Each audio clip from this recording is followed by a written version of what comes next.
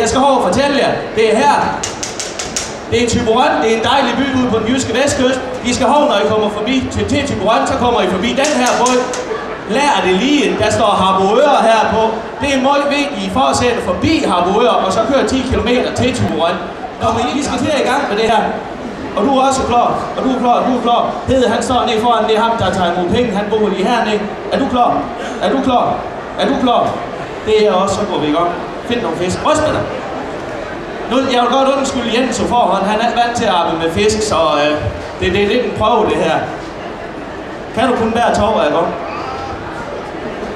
Ja, vi sælger fint, men det er det der med, han ved, hvordan man skal. Nå, han kan kun bære tog hver gang. Det skal så siges, Jens han er naturvejleder på 3 del tid, og så arbejder han ned på kommunekontor. Og det der kommunekontor, det skinner lidt for meget igennem i gang imellem. Så, men vi tager 4 små dejlige røste. Jeg har så til det, jeg skal have fisk under. Så 4 dejlige røstblætter ud fra Thyborøn, det er det vi starter med. Her kan vi få for sådan nogen. Skal vi starte med 50? 100? 20?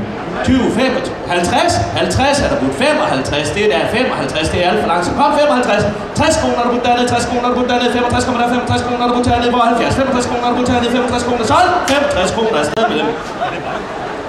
Det kan godt være, at vi springer en par tal over en gang, men det kommer lidt an på, hvor træt jeg er.